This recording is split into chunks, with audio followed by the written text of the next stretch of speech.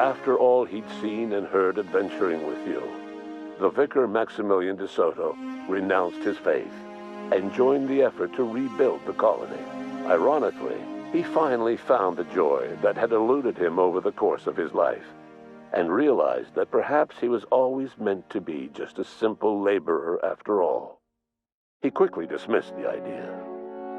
Though Parvati eventually grew comfortable aboard the Unreliable, she never quite came out of her shell. She seemed to prefer the company of Ada to the crew, and she could often be found neck-deep in cables and grease, telling Ada funny stories from her childhood. While the colony fell into chaos, she found an island of relative peace with Ada, and they formed an unusual bond. She decided to remain aboard the Unreliable permanently as its chief and sole engineer. Nyoka returned to Monarch to take another crack at making a permanent life for herself.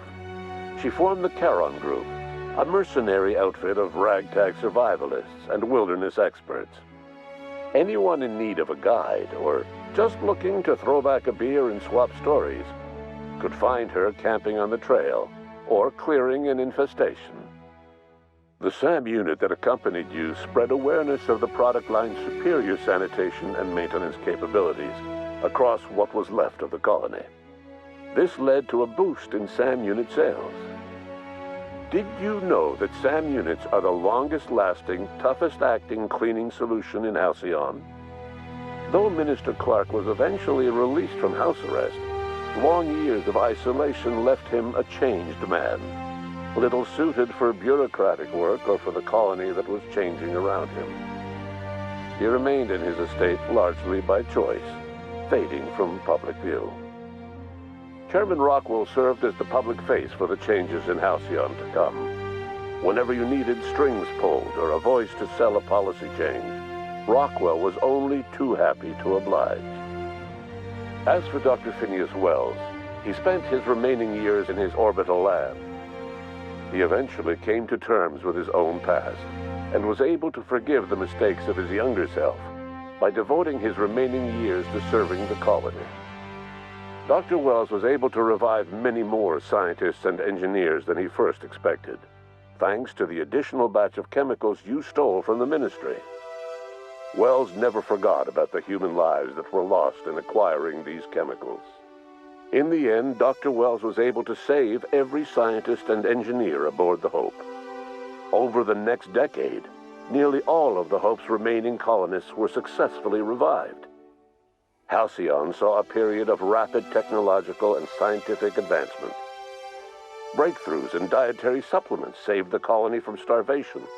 Geoengineering projects and social reforms began to change the structure and character of the colony. Dr. Wells laid the groundwork for the project to save the colony, but he would never live to see the fruits of his labor. He passed away a few years later. His work was carried on by the scientists and engineers he revived. Today, Halcyon has stabilized. The people of the colony work hard to adapt to their new circumstances. Nearby colonies send aid and supplies. Life will never be easy in Halcyon, but for the first time in its history, there exists a sense of real, genuine hope about the future. And what about you? The unplanned variable in the history of Halcyon. You brought an end to the chaos on Tartarus and made Chairman Rockwell your own puppet, a role he was all too eager to play.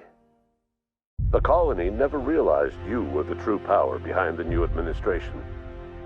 By acting vicariously through agents and third parties, you controlled Halcyon from the shadows. As a result, Halcyon survived the turbulent years that were to follow. No one knows what's happened to Earth, and no one knows what the future has in store for Halcyon.